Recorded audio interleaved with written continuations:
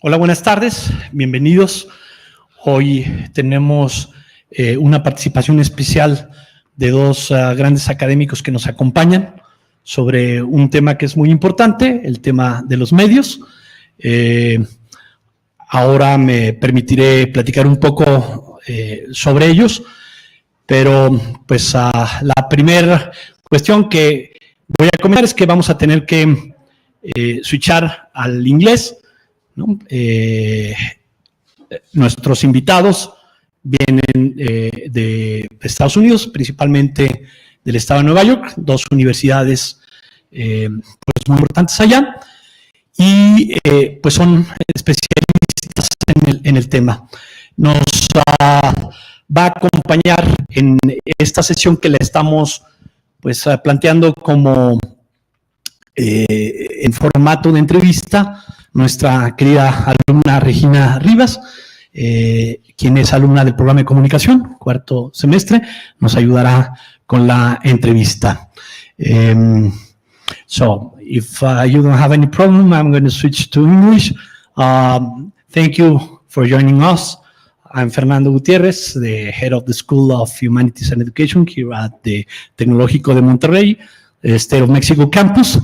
And I'm going to introduce our guest. First, we have here Regina Rivas, one of our students of the communication program. Regina, thank you for joining us this afternoon. And I'm going to read some important points about our guest. We have here with us Professor Lance Strate. Lance Strate holds the position of Professor of Communication and Media Studies at Fordham University.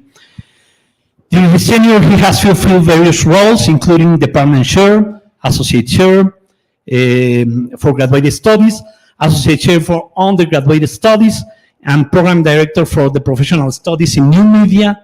That is a major at Fordham School of Professional and Continuing Studies.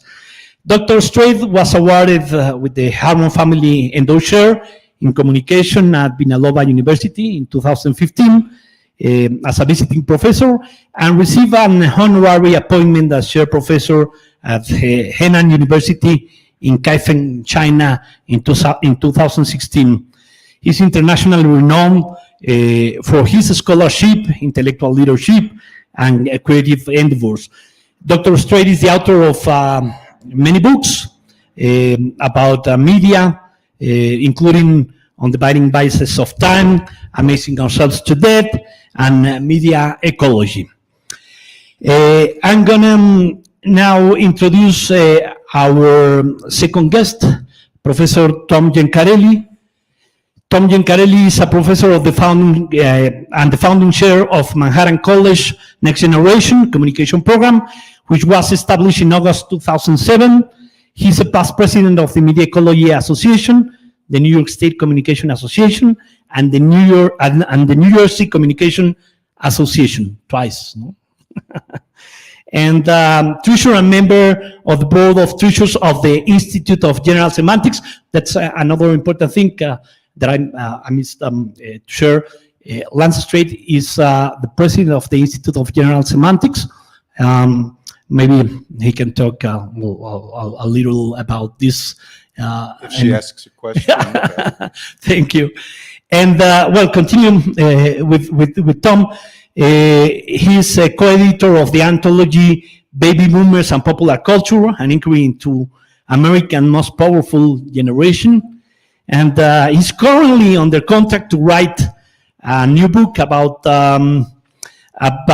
music. The title is Searching for the Right Notes, essays on media, music, and meaning. This is for this year, right, Thom? Okay, perfect. So we're going to listen these good scholars and good friends to talk about this topic that we have, why media still matters. And Regina is going to help us to moderate this panel. So, Regina, please go ahead. Thank you. Thank you. Well, hello, welcome, and thank you for being here for starters. So welcome to today's panel, Why Media Still Matter. And let me give a brief introduction before we jump right in. So, media has played a fundamental role in society, acting as the primary vehicle for the dissemination of information, the shaping of opinions, and the creation of connections between communities. Its importance lies in its ability to influence collective perception, give voice to diverse perspectives, and ultimately shape social reality. Throughout history, media has undergone significant evolution, from Gutenberg's printing press to the digital age.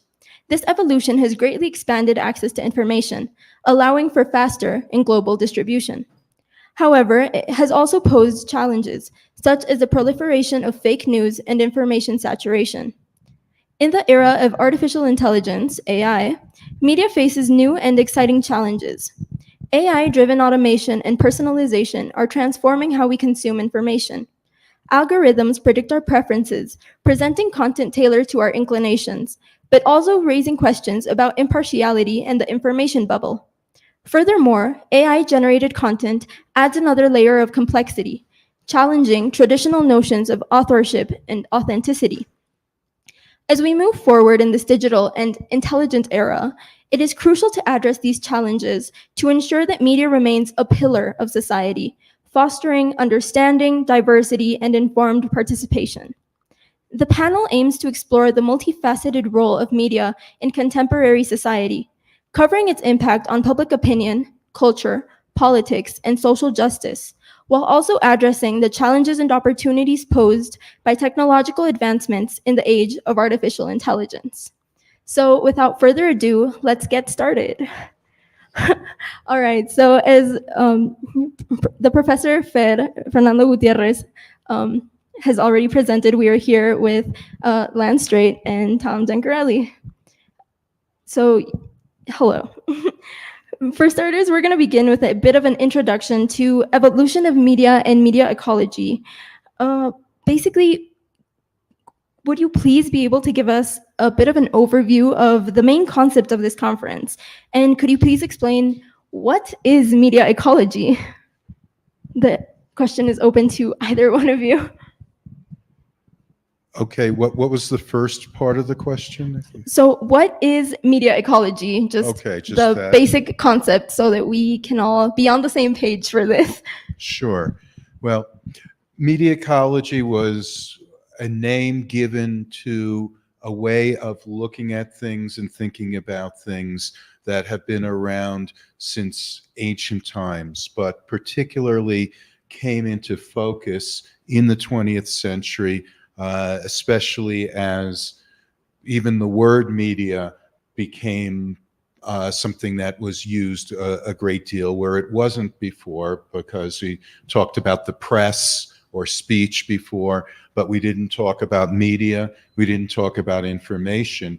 But especially after broadcasting, after radio and movies, along with newspapers, we started to talk about mass communication, the media of mass communication, and to look at that, that became a very important word.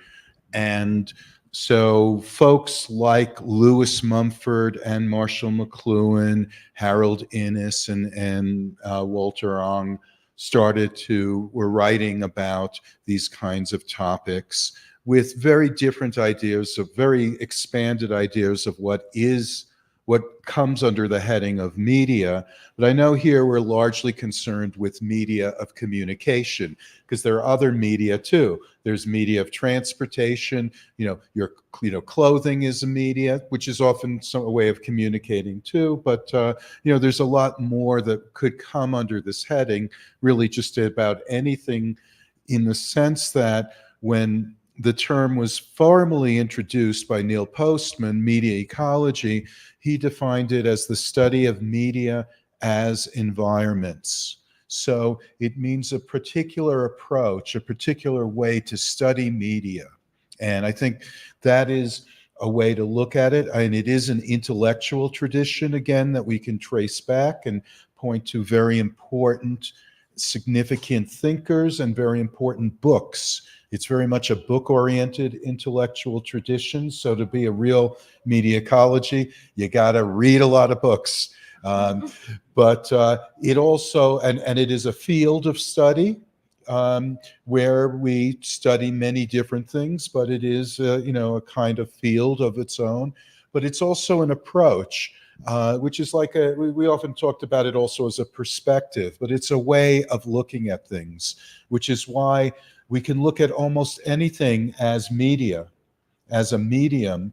It depends on how we look at it. And so we want to look at it not just as other aspects of it are involved, but look at it for its own sake. So when it comes to communication, we're more concerned with the medium than with the content, right? That it's less important. Not that you aren't important, but each one of you has a profile on social media, I imagine, but your individual profiles are not as important. I'm not saying you're not important. You're all lovely people, but it's not as important as the fact of social media and the fact that it's there and the fact that people are using it. In the same way that we have electric lights, and what's going on in this room is sort of a use of the electric light, and playing baseball at night is a use of electric light, and lighting your home at night is a use, and lighting up the street. They're all different uses of it. But what's important is the electric light itself and how it has completely transformed our way of life when you think about it. And we don't even see it. We don't even notice it, because part of the idea of environments is that they tend to be invisible. They're invisible not because they're transparent, but because we just stop paying attention to them. It becomes routine, taken for granted. It's like when you get a new device that you never had before. Suddenly it's interesting itself. What can it do? But eventually you get used to it, and then it's all about what you're doing on it, what you're connecting to, what you're reading, and you forget about the device itself. It just becomes environmental. So environments are taken for granted, and that's one of the reasons they have so much power over us, because we don't even pay attention to them. But it's also understanding that environments shape us. We are products of our environment. And we're products of the physical environment. We're products of the social environment, because people are part of our environment. We're products of the material environment, including the technologies and material items that we put in here, and also of the symbolic environment, of the language and symbols that we use. And all of that together constitutes the media as environments. But we do single out, we do notice that some things really make a difference and make differences. There are differences, and there are differences that make a difference. And it's especially our media of communication and our major media of communication that make a difference. And when that changes, everything else changes about our way of life. So thank you for this answer. And I feel like we have a couple of questions that derive from this answer. Sure. Well, should I answer the same question? I had two. I can add another question, and then you guys can complement it. So I want to pinpoint two things that you said right now. You talked about how media ecology is, after all, a field of study.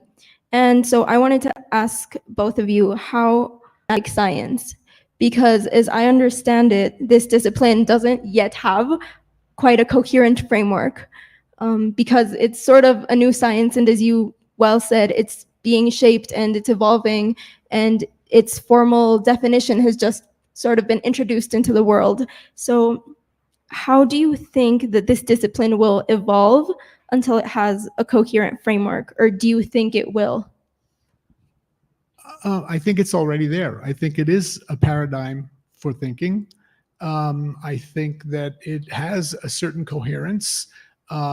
What we try to do when we meet with an audience like this and speak to people, what we try to do with the books that we write and the books that we recommend, is to point to works that all come from a certain strain and offer the same message that, maybe isn't as complex as it seems for people who come across the term for the first time. I remember that when I was actually studying for my PhD in the Media Ecology program at New York University, I went back to my hometown and I ran into one of my high school teachers. And she said, "Oh, what are you doing?" And I said, studying for a PhD in Media Ecology. And she said, "Oh, I've heard of that. What do you guys do? Save endangered radios?" With respect to, and I will, I think, go from what Lance was just saying. If you think about the definition of the word medium, one of the definitions is that a medium is something that comes in between one thing and another. I know in the English language, and maybe it's true here in Mexico too, we refer to the woman, it's usually a woman who speaks from the people who live on this earthly plane to people who are in the afterlife, their relatives who passed on, right? We call that person a medium. She's the person who speaks between the earthly plane and the supernatural, the afterlife. Marshall McLuhan, who is one of the founding fathers of this discipline, his book in 1964 is called Understanding Media, right? And the second part of the title is The Extensions of Man. I apologize for the sexism. It was 1964. It's not my book. But what he's saying is, well, think about this, right? I am not trained in the martial arts. And if I decided to take my hand and try to chop a piece of wood in half, I would hurt my hand. Well, so what did we do? Well, we've created tools. And again, not necessarily a medium of communication, but a tool. I can take an axe, I can take a hammer, and I can hit that piece of wood and I can break it. And I don't hurt my hand, but I also have extended my arm with this tool that's now on my hand. I have more torque that I can put into it, and I can break that piece of wood. I can do more than I could as, just a human being walking through the world. The wheel, right? The invention of the wheel. I can walk, I can run through the world at a certain speed, but the wheel allows me to travel further, travel faster, right? So it's all of the ways in which what comes between us and our world that is really what we're concerned with. Okay, now let's take it to medium of communication. There's a medium in this room. I mean, I could say that actually this room and what we're doing, the context of having this conversation is a medium, but there's a medium in this room. What is between us? Well, nothing. No, air. Well, what's air? And again, talk about what is invisible as an environment. The air that is between us is actually a series of molecules of various gases, and we don't see these things. We're not cognizant of them. They're at the molecular level, right? But it is air that allows me to do what I'm doing right now, which is to create pressure on those molecules to send the wave-based pressure across the room that you then, because you can hear, because your oral AURAL system works, and you can turn that pressure on air molecules into what we call sound. By the way, before I finish the point, I'll make a joke here.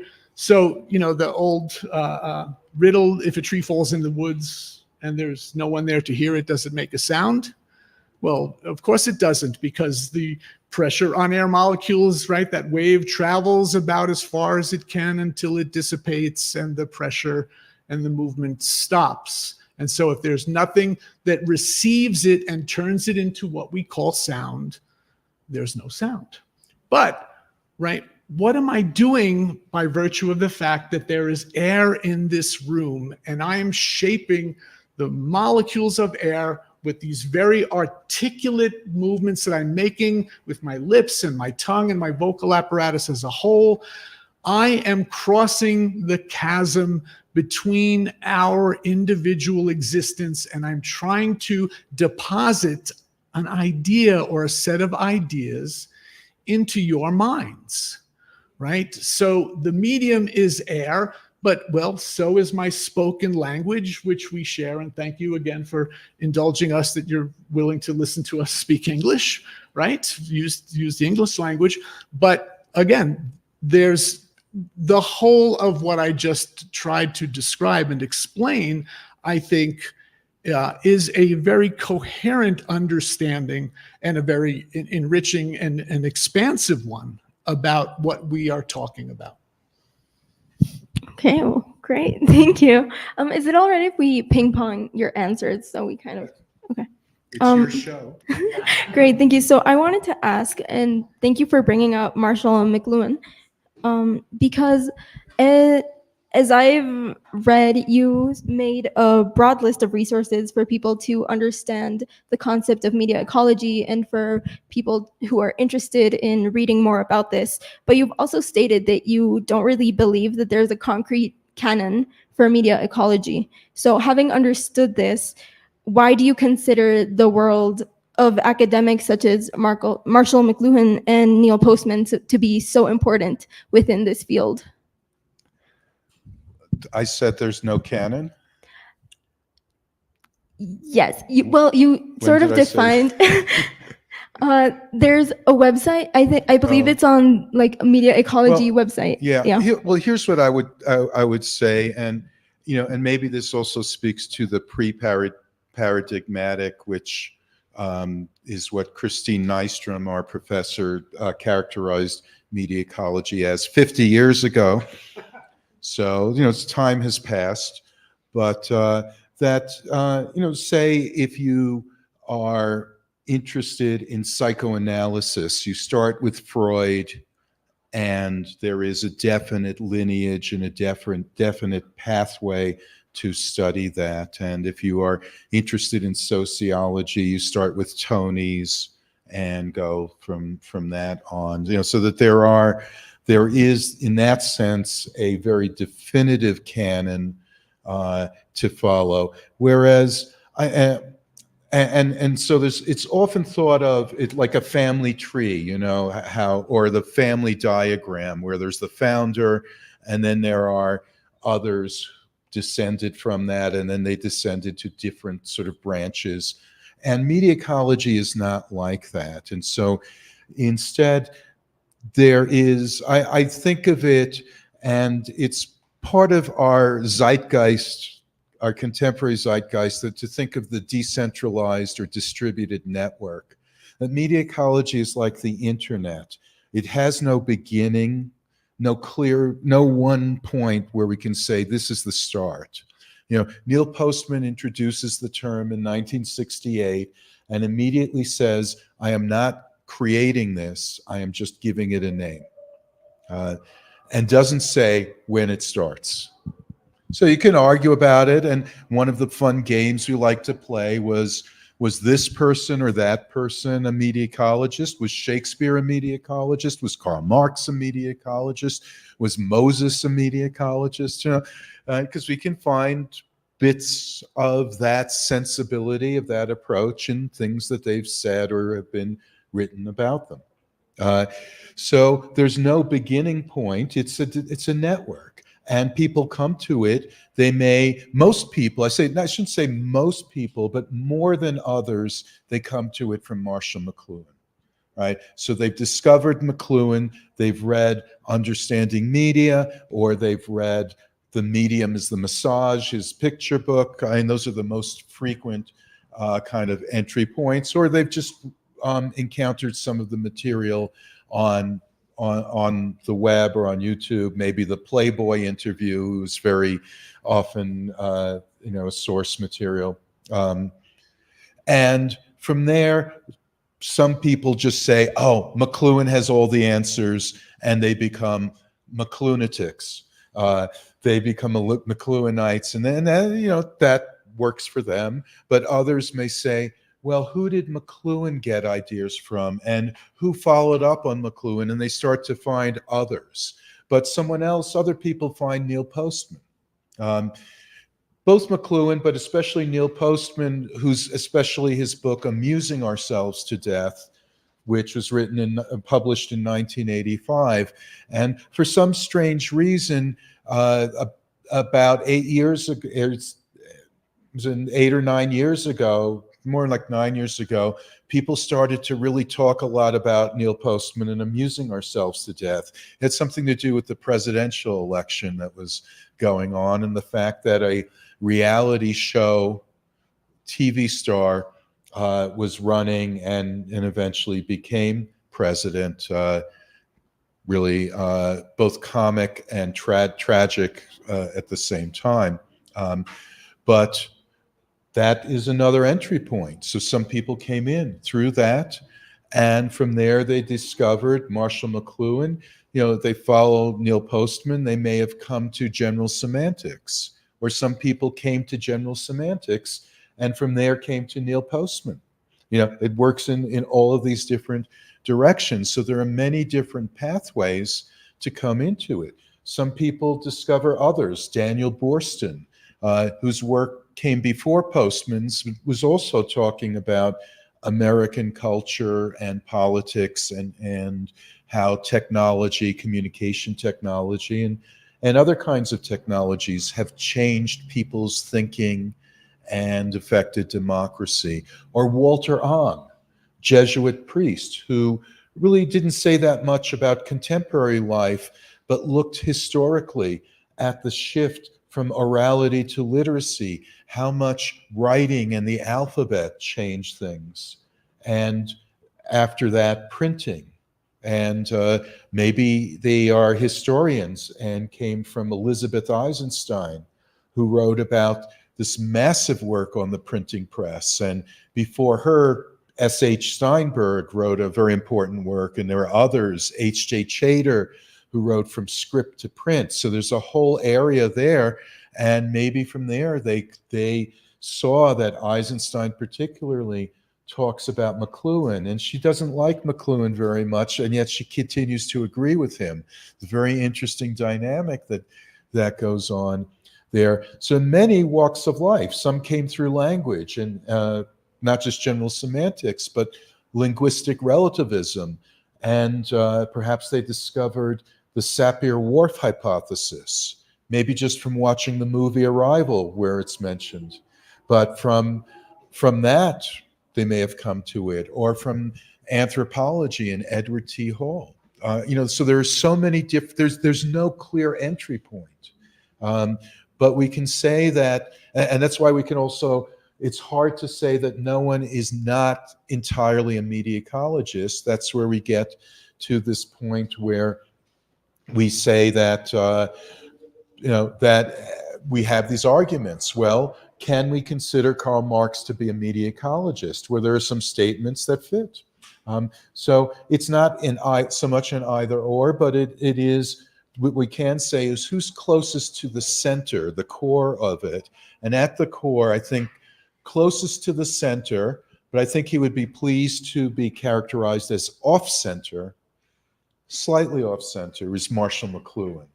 And near him is Neil Postman, Walter Ong, Harold Innis, Louis Mumford, Jacques Ellul, and then he's getting Elizabeth Eisenstein, Susan Sontag in photography, Denise Schmont-Besserat in the history of writing. We find, and we can keep tracing these networks outward. And one of the things we find is that even this person who's only writing about printing is connected to people who are writing about the computer. Or, this person who's only in orality and literacy studies, but they have things to say that relate to electronic media. So even a distributed network, if you're familiar with that visual, you would need a three-dimensional one, maybe four-dimensional, to fully capture all of the interrelationships. The people who think ecologically, like Gregory Bateson in cybernetics, and the systems theorists, they also play a part in this panorama, in this tapestry, if you like, but in this very complex network of ideas and persons. Yeah, so media ecology is really such a diverse branch, and it's also something that, as any science, continues to change throughout time. And it has so many different ways to approach the science, right? And so, sort of having established this, is it okay if we move on to sort of how media impacts and what its role is in humanity? So, sort of, how does media contribute to shaping cultural narratives and public perceptions? Well, human beings are distinct from all other creatures on the planet in that we are the symbol-making species, right? That all creatures communicate through what we would refer to as signalic communication, right? Stimulus and response. In your environment, through your senses, you are constantly taking in information. Is it warm in this room? Is the light shining in your eyes, right? So all species, all creatures take in information from their environment and use that information in order to continue to exist. Humans, somewhere along the way, invented tools. And, again, when I talk about a tool that is a hammer, well, I think about it this way, right? Picking up a stick or a bone and using that to strike. Well, that's a tool. It's also a weapon, right? In an early monograph that I wrote, I pointed to the very beginning section of 2001: A Space Odyssey, where the creature picks up the bone, it's a femur, and starts banging on it. And in the very next scene, right, the very next sequence, they're using it as a weapon so that they can kill each other, right? But I also point out, well, and that's also the first instrument, the first found instrument that is drumming and percussion, right? So, wow, okay, it's a tool, but as music, it's then also a medium of communication. And we invent music. And we invent music by having percussion and then by mimicking bird sounds and then developing, here's a reed and I pick it up and I blow through it and I just, doesn't make any sound. But if it's got a little tiny extra hole in it and I blow through it, then it's a whistle. And then when I realized that, well, if I poke more holes in it and I cover up certain holes, now I can play different pitches with it. It's an instrument, right? And so we invent music out of that. You don't have to have musical notation, which doesn't come along until the Middle Ages and the Renaissance, in order to realize that music is a symbolic means of communication. Without lyrics, without words, without anyone singing in language, music itself communicates meaning. As does, again, like, I cut my finger on a sharp piece of slate. I wipe the blood on my, leg, and then I realize, I wipe it on the wall, and that's the beginnings of cave painting. And we start, right, creating analogs on a two-dimensional surface of things that we see in the world. So, as the symbol-making species, that's what sets us apart, and that is what then creates everything in the trajectory of our civilization to this point that we are sitting in this room today. And when you start to think about everything in that trajectory that has had a great impact in shaping what we have as what we call civilization, what we call culture, what we call a society, right? All of that is enabled by, it's shaped by, it is impacted by these symbolic forms that we have created. And if we start with the first one that had a real impact in that it sort of set the table for the civilizing process, that's language, right? We are the languaging species. That becomes the key symbolic means of communication with respect to everything that we think about as meaningful, what we're doing here, right? But it moves us all the way forward through an age of writing, but especially print literacy, where we invent the technologies of electric and electronic communication, like your devices. I see them on the table, right? And of course, I'm thinking of our phones mostly, but also all of the things that we do with our phones and all of the ways in which these things are so important to us and influential to us, and become, as our media culture, our culture, right? And then again, with respect to who do we consider a media ecologist? Folks like Herbert Schiller come along, right? A Brooklyn boy who moved out to San Diego and worked at the University of California, San Diego by the beach all of his career. And in the end, he came back and he joined us at the Media Ecology conference. And he talks about, well, in your media culture, which imbues everything in your attentions from day to day, if you didn't have this stuff to talk about, what would you talk about with each other? Guys, I don't mean to be sexist again, but if guys didn't have sports to talk about, what would they talk about, right?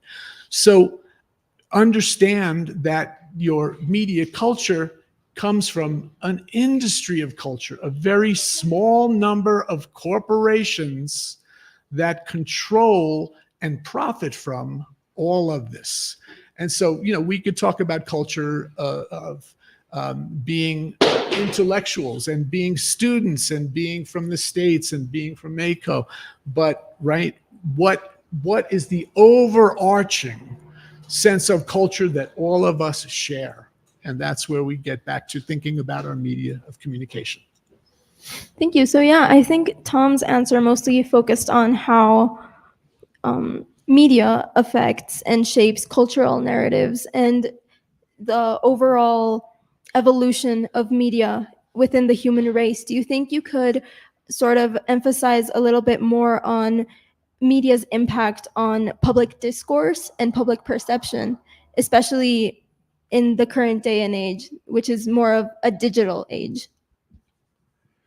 Well, I don't see that as distinct from culture. So, I mean, first I would say that most people who study media, who are not in media ecology, tend to think that it's culture or society that shape media.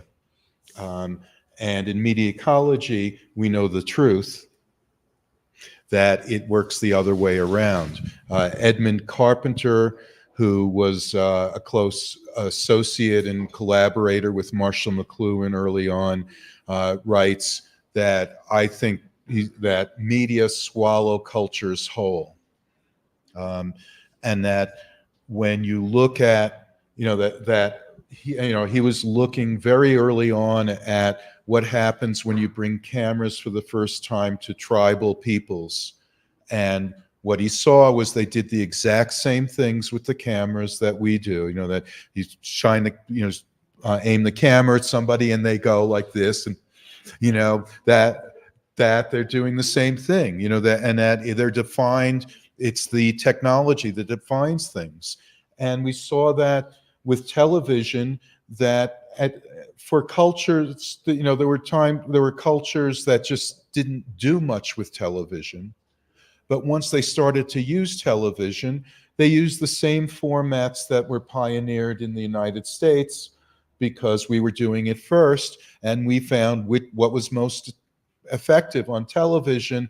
It's not what we're doing now. It was, exciting action and conflict and so forth. So this is an old story, and Postman used the analogy, but the idea that in biology, the word medium, and it's really the same concept though, a medium is an environment. And so do you like yogurt? I like yogurt. And that yogurt is made with bacteria. And so the bacteria grows in milk, and so milk is the medium. And what we call that batch of bacteria, we call it a culture, because a culture is something that grows inside a medium. That is actually the way the words are used in science and in biology, and it follows that it's the same thing. And part of the thing is that we can say much more clearly what is the media environment here just a little bit before the lights turned on and things changed. This is very concrete. This is very clear. The camera right there in my face, the microphone that I'm holding, but the chair and the room. This is all very clear what the medium, the environment here is, but what's the culture? And if you read, I don't know, do you guys read? But I mean, if you read stuff people writing about culture, do they really say anything clearly about what is culture? Do they define it? Or if they define it at all, is it in any clear-cut way, the way media, we're talking about here is defined, the environment is defined? It's like, oh, it's a way of life. Like, what does that mean? Are we in the same culture or are we in a different culture? We can say that there's a difference between the way you look at the world when you think in Spanish, and the way you look at the world when you think in English. They're not very different because we're the same Indo-European language family. It's much more different if we go to Chinese, to Mandarin, or to, say, Navajo, Hopi, Aztec, whatever, Inca.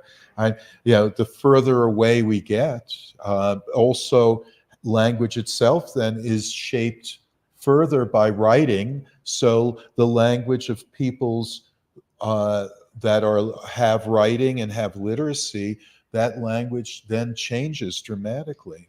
And so all of these things pile up one on the other, and it changes the way that we look at the world. It changes our mental processes. It changes the way that we use our senses, because just from literacy, we train our senses, we train our eyes.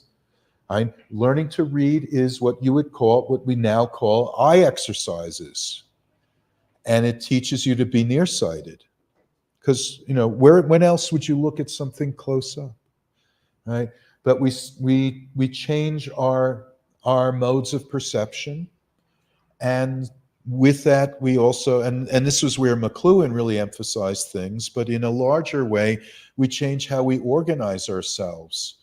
Before writing, you can't have too many people live together, and what you find with nomadic tribal peoples is if the population grows to a certain point, a group leaves. Because they have to know each other. It's like a clan, it's an extended family. It can't get too big. But once you have forms of notation, and you can count things and write it down, keep track, calculate a bit, and even better yet, when you can put language in writing, you can have much more complicated kinds of social organization and split off and say, okay, this is going to be the palace, the king, and this will be a separate thing called religion with priests, and we'll have a separate thing called merchants with trade, and maybe a separate thing called the military, and society becomes more complex. So at each stage we get a different kind of world and a different kind of way of living, a different kind of organization. And we're now in the most complex way of life that we've ever found. But we're really in this very difficult position because most of our institutions, this institution was built on literacy and on printing. And so it was all about read books and let's discuss them. It was about the spoken word and the written word. But now we're trying to say, but okay, we can do that with computers, and we can do that online, and we can do that by Zoom and all of that. But it doesn't translate so well. It doesn't work so well. And if you've ever seen, say, a religious service, you look at church, synagogue, mosque, these are situations that come from much older media environments. And then you put them on television and they don't translate. Or you try to do something different on television and it becomes television, not religion. So we are really grappling with that. And the big problem is democracy, right? Modern democracy is based on printing. It's based on typography. And then you try to translate that first to television, and then to the internet, to social media, and it doesn't translate. and we're getting something very different. And it's not clear how what we had as democracy will survive under these conditions where we grapple with this. So I hope that, I don't know if that answers your question. Yeah, it did. Thank but you. It's an answer. It may not, actually, it answers your question. It may not be a good answer, but you got to live with what you get. So this is really interesting because it brought up a couple of new topics that I think we can branch into. And one of the most important ones that I think we absolutely have to touch on is the role of emerging technologies. And not only emerging technologies, but also how different technologies that already exist, how they have affected media and how they are shaping the future of media. And specifically, if you could talk about AI or virtual reality, that would be great. Ooh, okay. You want to talk about them specifically? Let me do virtual reality first. So those folks who are watching us at home, whether now or later, we're flat, right? We're two-dimensional. There's width and there's height on that screen. It's a flat surface. In the room, it's three-dimensional, really four, because time is a dimension and time is passing.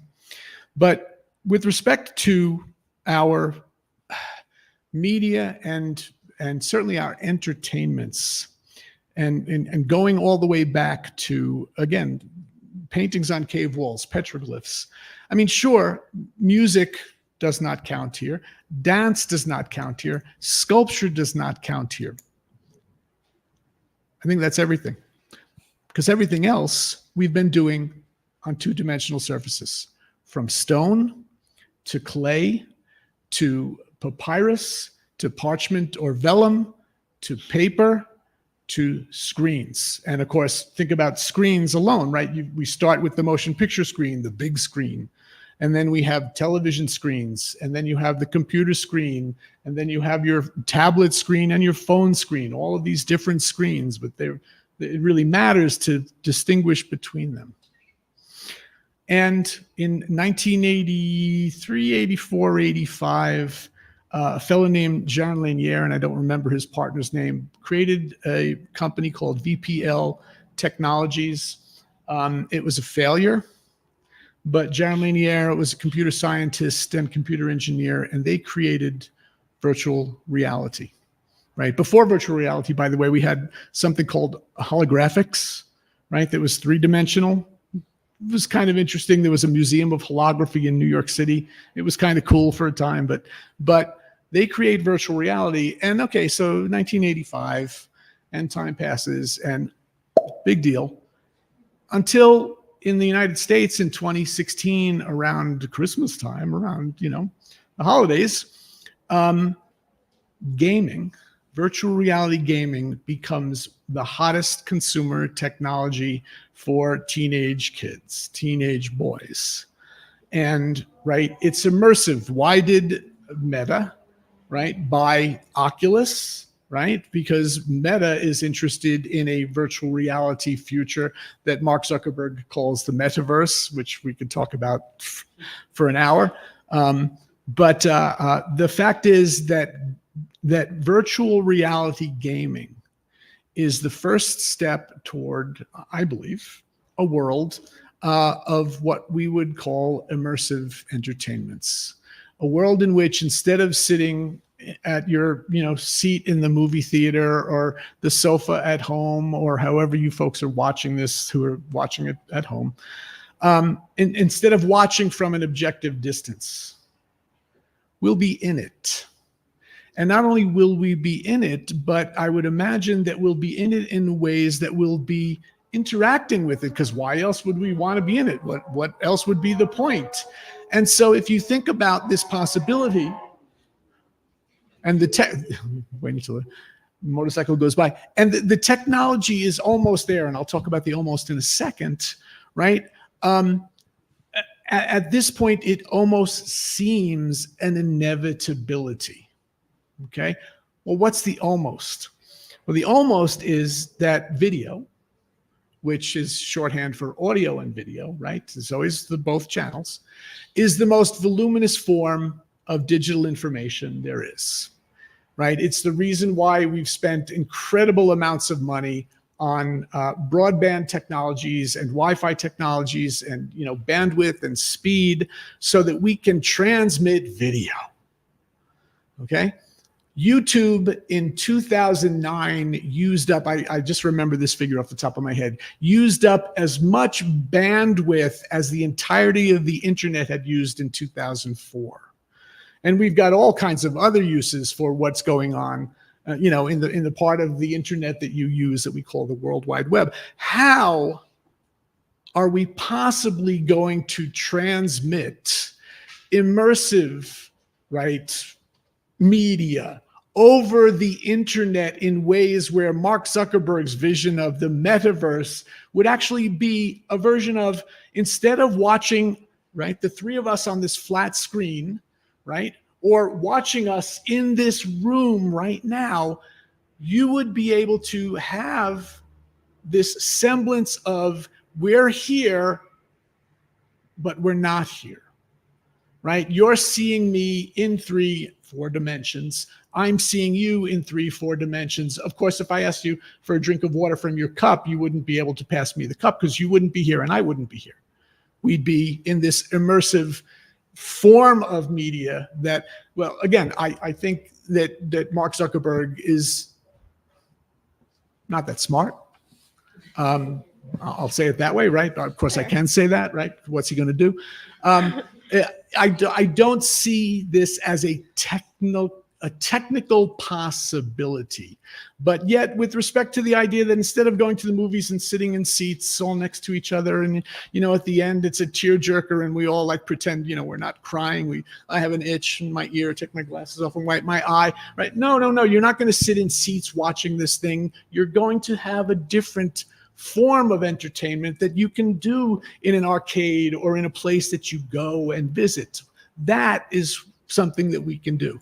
I don't know if I want to do AI. You want to do AI so I don't keep talking? You want to do AI? Sure, go ahead. All right. Well, you know what? I'll say what I said before when we were talking with Fernando. I see three things going on with artificial intelligence right now, at least in terms of the conversation that media ecologists are having. One is that on the cultural radar as of November 2022 came ChatGPT and all of the extensions and offshoots of that, what we refer to as large language models, computer programs that scour the internet in the same way that when you want to search something on Google, you type a little bit into the, you know, the rectangle there, and within a millisecond, you get 1,847,365 hits. And how many people are on Google doing a search at the same time you're doing this globally out of the 8 billion people on the planet? So you realize the computer power that's in that. So now we have these programs that are able to scour the internet for language and then parse that language and put it together in something that we might consider meaningful, right? There's still that modifier, artificial. Is it really intelligent meaning? Is it really thoughtful, right? That's an important question, but this is here and we are going to continue to use it. And by the way, to go back to Culture Incorporated, there are companies who are going to make a great deal of profit by convincing you that you should use this, and the companies you go to work for should use it, and might put people who would otherwise be working in that company out of a job.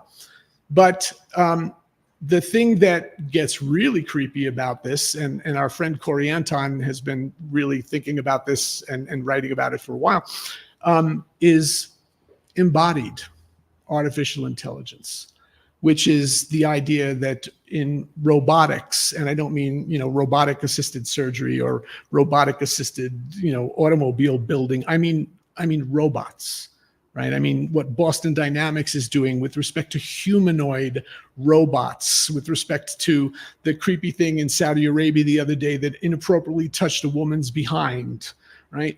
That where at this point, the companies that are building humanoid robots are incorporating artificial intelligence into them. And what does that mean? What will that mean?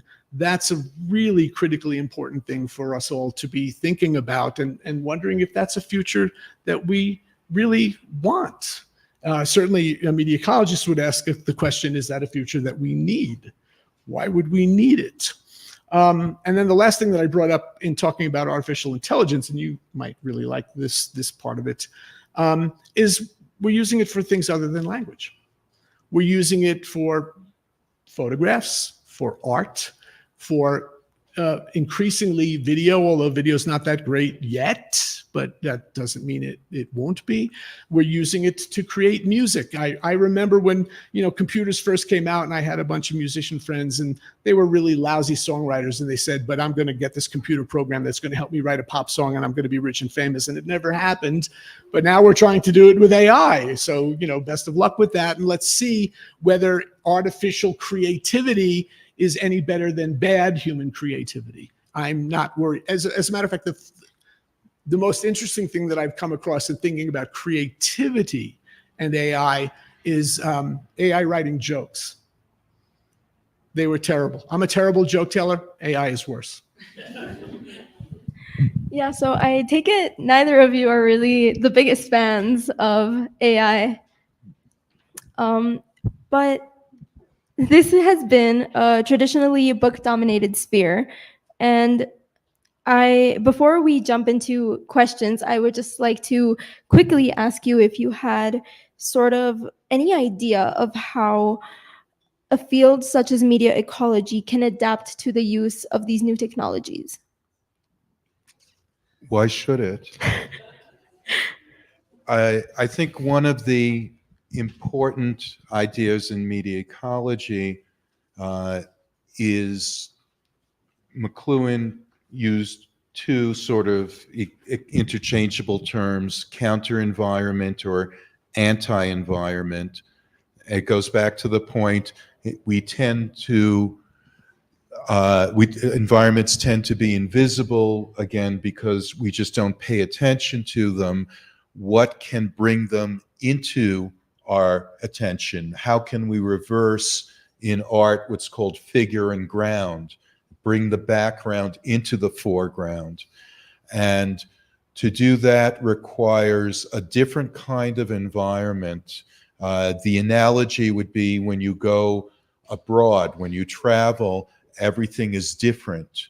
Ordinary things are different, and suddenly everything stands out, everything you pay attention to. And then when you come back home for a brief period, what was ordinary before is suddenly called to attention, is suddenly different.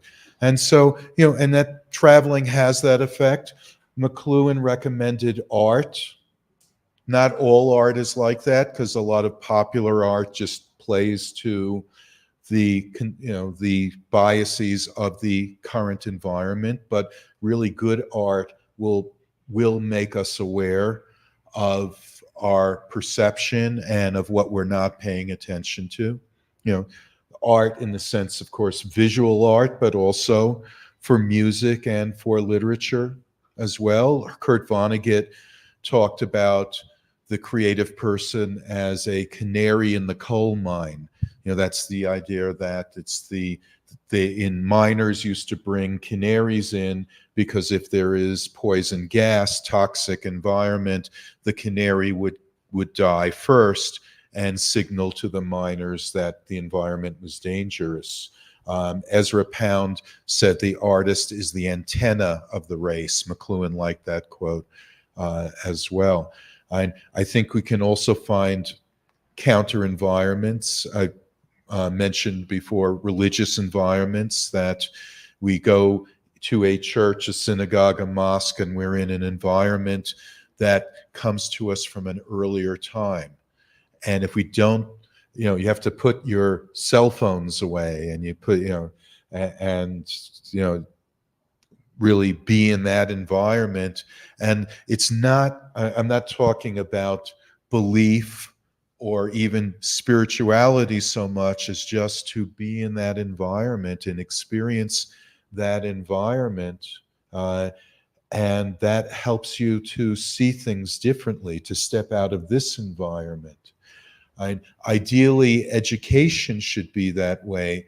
And unfortunately, all too often we give, we're giving lectures with PowerPoint and showing videos. Maybe we have to sort of try to step out of that and just have an environment where we read and we talk about what we read and have discussions about that. When we do that, we're stepping into a different environment that helps us to see the current environment differently. And nature, right? To get out of this environment and step into the natural, more natural environment, because nowhere is entirely unaffected now by our technology, but the more that we can get out of this humanly shaped artificial environment into something more like nature, that helps us to give a different place to stand and to think about things. So, that is part of the answer. And in previous encounters these past few days, I've mentioned Tiffany Schlein had the idea of a technology Shabbat or technology Sabbath, a day in the week where we turn the screens off and turn the electric devices off and just be with other people, being in community.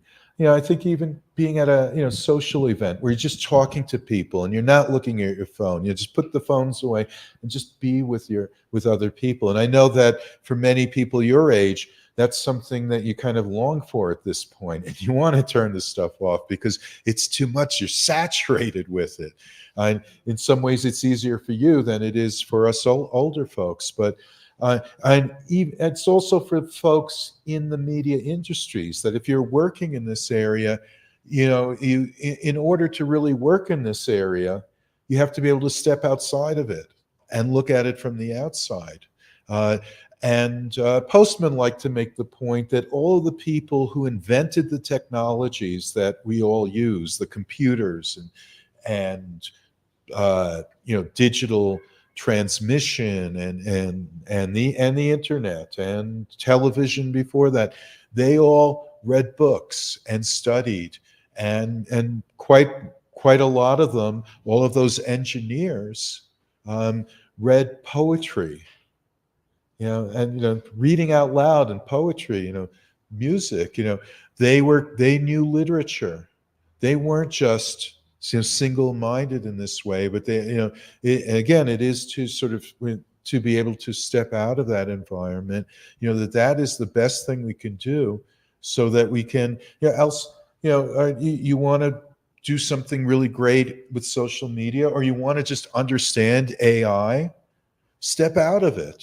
Right? Don't just spend all your time with it, but also, and what comes to that is, we don't know what intelligence is. We don't know what is not AI? What is intelligence that's not AI? We'd say, well, it's natural intelligence. Well, what is that? Are dogs and cats intelligent? What do we've never really understood what this abstract term, and this is where general semantics comes in. And Neil Postman actually wrote quite a lot about this. We don't know what that word means.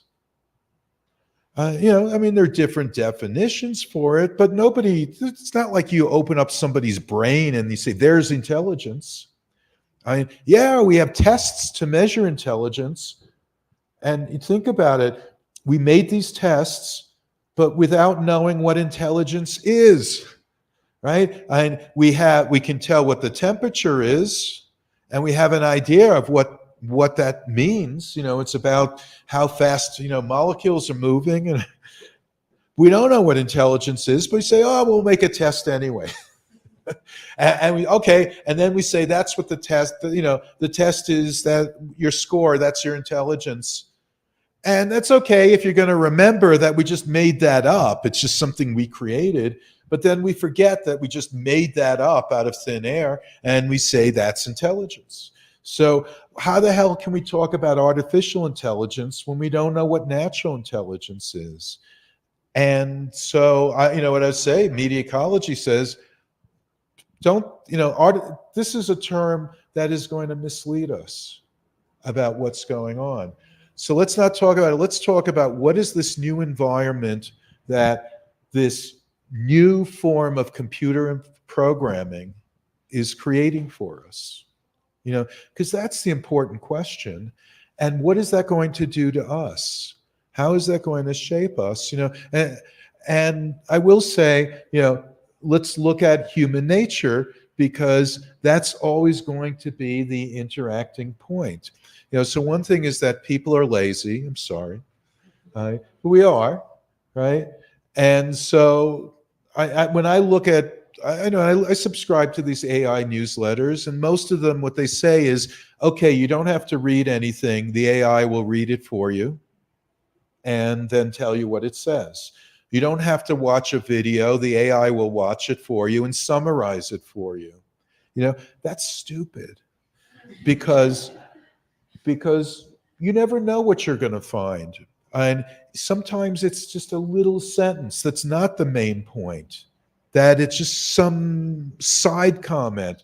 Sometimes it's a thought that's buried in a footnote. That's what you're looking for. That's what you need to find.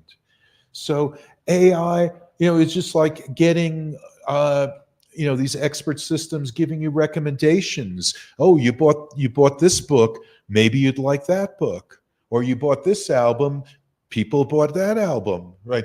This music. But that's not me. And it's sometimes the completely different thing that I run into that is what works for me. And so this is one of the things you have to think about, is don't be lazy. AI says take shortcuts, okay? And people are going to do that. If you want to do well, don't do that. Don't take the shortcuts. The other problem, and this is also in general semantics, what happens with abstraction, is we go to ideals, and it gives us the sense of perfection. And I think this is coming up for young people, especially with romantic concerns, because, and Sherry Turkle writes about this, about how when you're texting, or you can create your best self. But it's also on social media, you curate your best self, but that's creating an ideal that's not real. And we're looking for that in our partners. And you're not going to find that. But you can, right? That's where the robots come in. Our friend Corey Anton, he told me, he said to his class one time, he says, your kids are going to want to marry a robot, and there's truth to that, right? They're going to, they'll be developed to the point where they'll look like human beings, but they'll be perfect in every way. But even now, just online, the sort of artificial intelligence partner who can be perfect in every way and answer all your what you think you need. That's not what you need. Speaking as people who are married, what you need is the wife or husband who tells you you're wrong, and who tells you you're making a mistake, or who tells you that those shirt and those pants, they don't go together. You need that person, not the person who's going to give you this artificial perfection. Daniel Boorstin, another very important media ecology scholar, he was writing about United States culture, but it's what technology does. He said it gives us extravagant expectations, that what we expect from the world can never provide. That news, he said, gives us a more exciting, eventful world. The world is more boring than that. But we've come to expect a world that's never boring, that we never have to be alone with our thoughts. But we need that, right? And tourism, come to another country and you go on a tour. and we stay at a hotel and everything is just perfect. There's nothing goes wrong, or whatever goes wrong is these small, stupid things, but you don't really experience anything. Tourism is not travel. It's not the experience, but it gives us a perfect kind of experience. We want the simulation more than the reality, but and look, it's human nature again. But we have to remember that that's not the same thing. And so we always have to go back to what is real. What is real is you and me. What is real is where we are together. And from that platform, from just sitting here, and from talking together, this is where we can do things better, whatever it is, whether it is politically, romantically, or also working on media content, if that is what you are doing. Because, again, we have to be able to step outside of it to really understand it. Thank you. Okay, so yeah, basically, even though we live in a world surrounded by technology, it's always incredibly important to take a step back and to always understand where we are within time and space, and to be able to take all of this in. So without further ado, does anyone want to ask a couple of questions? I think we're just in time.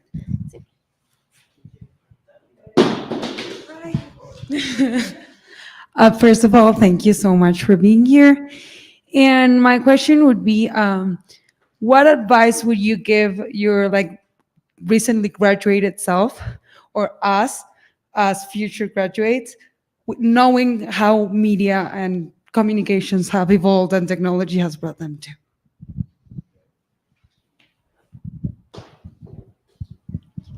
So I have, okay, we can both answer now. Yeah, no, okay. So Lance and I are both educators. And when I say that, I mean that the folks who pay our salary are the institutions where we worked to teach students.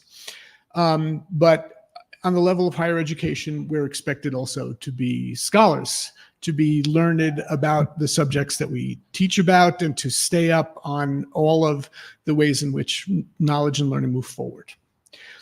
I believe that education is the solution to every problem that human beings face, which is, I guess, a reason why I became an educator. I'm not telling you all that you should become educators, but I think that if we have helped you to realize that you need to be thoughtful, that you need to ensure that your thinking is informed, that you need to be sure that when you are informing your thinking, you're paying attention to the validity and the credibility of the sources that you use to inform your thinking.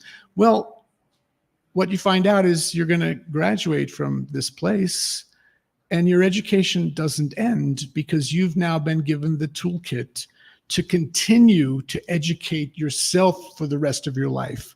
Now, with respect to what your career is, that will be helpful to you, but what is more important to us as media ecologists, and I'm citing the subtitle of Lance's book, that this is about the human condition, that this is about the human condition in the contemporary age in which you live, and for you to navigate and negotiate your way through this crazy world, and all of the things that haven't happened yet, and all of the things that we don't have a crystal ball up here. We don't know where this is going either. We think about it maybe in informed and thoughtful ways, but you have to navigate and negotiate that world, and you can do it. And wow, it would be great if everybody would partake of this and do what we've, tried to help you to do and asked you to do. And it's not up to us, it's up to you. And just keep doing it, right? Yeah, I'll just say, I've emphasized reading books, of course, just because it's so hard and so neglected, and on paper, not, but it's to use a lot of different media, first of all, And it's, of course, you're in this world, you want to be part of this world, sample it all, see what it is, enjoy it. I play with virtual reality. I mean, it's wonderful. And play around with ChatGPT and go to Disney World. I was just there 2 weeks ago. Really, I'm serious though. I really am, because this takes media in a direction that we don't often think about, because we're often, like into this device rather than exploding it out into the environment itself. So sample it all, and also do the older things, which is conversation. Write letters, have a correspondence with a friend, see if you can do that. Write with pen and paper. Carry a little notebook around and a pen with you. Write poetry. Read out loud, right? Just, read poetry, read literature out loud. Do all of these things. Go to the theater, and see what they're good for, and ask that question for everything. Because, ultimately, we have all this incredible stuff. So whether it's AI or virtual reality, or writing a letter and having a conversation, ask, what is it good for? What I say to my students is, we're not Luddites here. We're not saying, give it all up and go live in a cabin in the woods. But ask, what is appropriate? What is the appropriate use for this technology, for this medium? And what is not appropriate? When should we not use it? And that includes, if and when you have children, understand that it is not appropriate for them to have devices until they're a few years old. Resist that urge. And believe me, it is very difficult, because it's easy when you're not a parent to say, oh, they're so terrible, they're letting the child play with the phone. But when you're a parent, it's like, God, I'll do anything for a break. But resist that urge. Bring your children up in an environment with books where they are, and read to them. Don't neglect those things, because they are so important for their development, but don't neglect them for yourselves either. And again, ask, what is the right thing? What is good? What can we do with this that's good? And one of the founders of artificial intelligence, Joseph Weizenbaum, put it this way. It's an English word, ought, O-U-G-H-T. And it's stronger than should. It's the question of, what ought we to do? We have this technology. What ought we do with it? I find it hard to say, what should we do with it? What shouldn't we do with it? And let's resist it. And in this, I love Neil Postman's phrase. He said, be a loving resistance fighter, right? So don't be angry. It won't get anywhere. Do it with love, but resist. If nothing else, for yourself. The worst case scenario is, let's at least have islands where we maintain sanity, even if the rest of the world goes insane. But maybe you'll be able to do better than that. Do we have one more question? One more question? This large student here. Okay, thank you. I have a question about you as scholars. How long does it take for? I'm not a communications researcher. That's why I'm asking. I'm actually an engineer. How long does it take for the scholars to recognize new media? For example, I suppose that you consider augmented reality as a new type of media, but how long does it take, since things are invented, for you to start researching those fields? Again, I already have the mic, so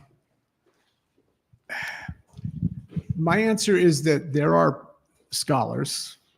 There are people who are looking for, as soon as something appears on the horizon, they're going to jump on it and start to write about it because they believe that that's one of the ways they're going to make themselves famous. We're writing about this and thinking about this before anyone else is, right? And it's about me. It's not about what I'm writing and thinking about and what I have to say. It's about I came to this first.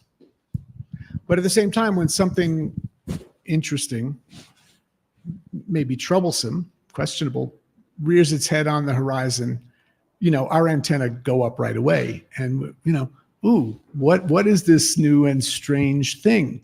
And we're just, I think, predisposed to start to think about it and be curious about it in a reasonably skeptical way, maybe. But the trick, I think, then for us becomes, when do you feel like you really have something of significance to say about it that makes a real contribution? And again, it's not about us. It's about what do we have to say that can help. Over these last 2 days, I've referred a couple of times to media ecology as a framework for doing media criticism, right? What's criticism? What is it for? We criticize things to make the world and things in it better. And criticism isn't negative. I tell my students, if you do something wrong in a paper, I'm going to point that out so you don't make that mistake again. But if you do something right, I'm going to tell you, oh, keep doing this, right? That is criticism, to say, here is information that I now have so that I can do better and be better. And so once we have enough distance to believe that we have a critical stance to take and something meaningful to contribute, that's when it should be time, when it ought to be time, right?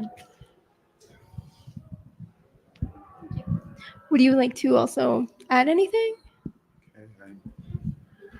And, well, I mean, the question, how long does it take is, I think Thom, I would agree with Thom that when we see something, we almost immediately start to analyze it. And, part of the advantage of having a background in media ecology, which includes that historical context, is recognizing the patterns, so that something like artificial intelligence, things that set off alarm bells are one, what is intelligence? Which is, it's like, what's the language we're using to talk about this?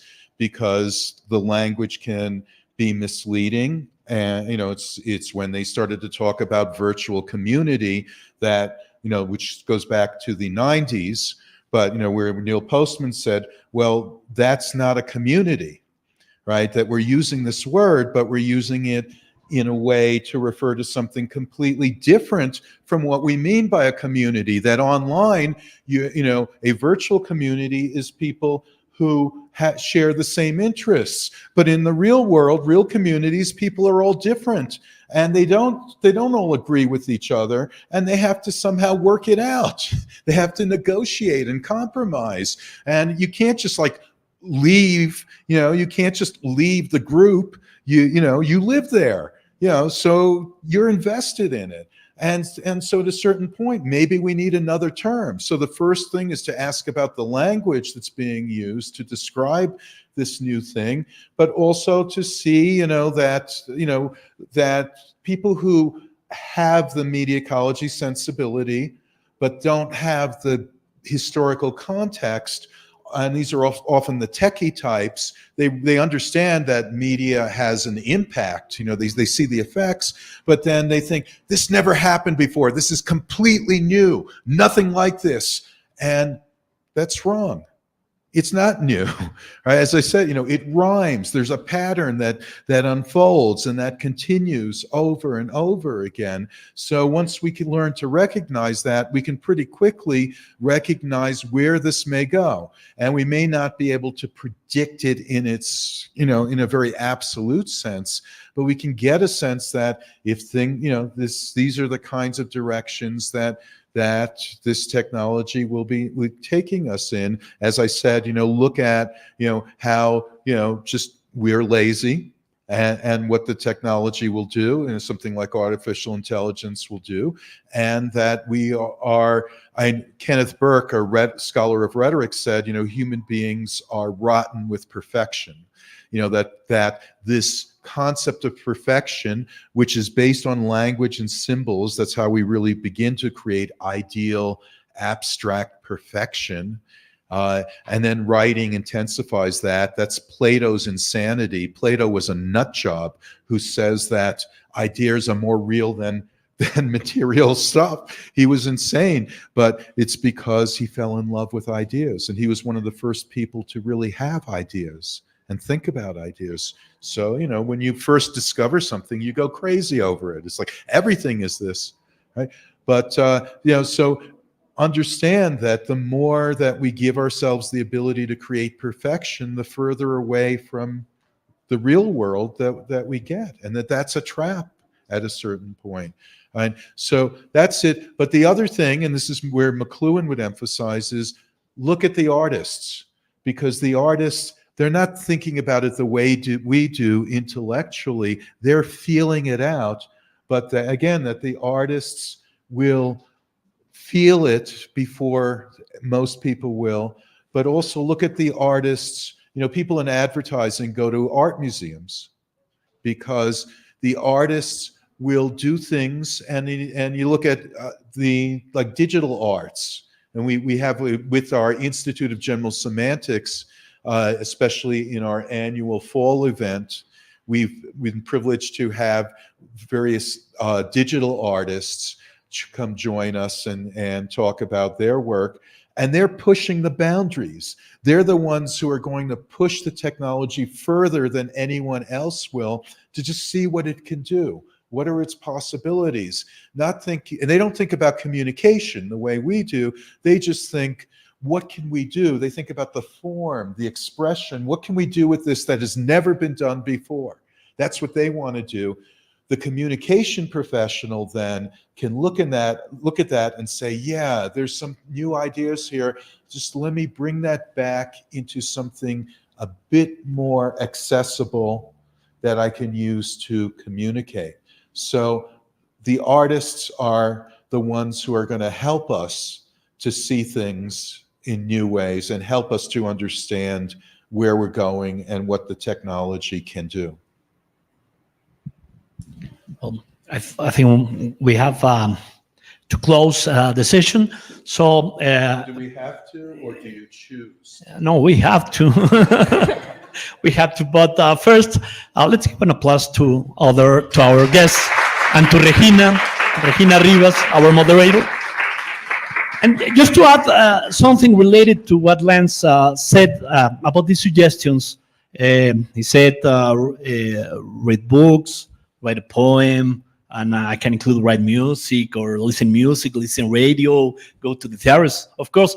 But I was watching last Sunday the Oscars, and I saw this guy that you maybe saw, Ludwig Göransson, the guy who won the award for best score music, and he said something very interesting at the very end of his speech. He said, "Thank you, Mom and Dad, for giving me drums and guitars instead of video games." And I have nothing against video games, but this is very interesting. So, as Lance said, you have cell phones, you have computers, and that's good. You can use it, but you have to talk to your family, to your friends, and do some other things, and sing, of course, and dance, of course. We need this kind of thing. So this is my suggestion in the same line for you all.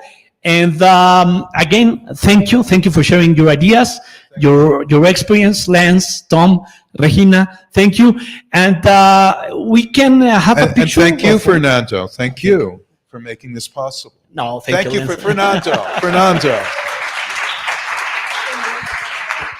Let's have a picture. We can close this session, or yeah, okay, perfect. So let's have a picture. Tomémonos una foto todos Yes. aquí. Aprovechando. Thank you so much for joining us today.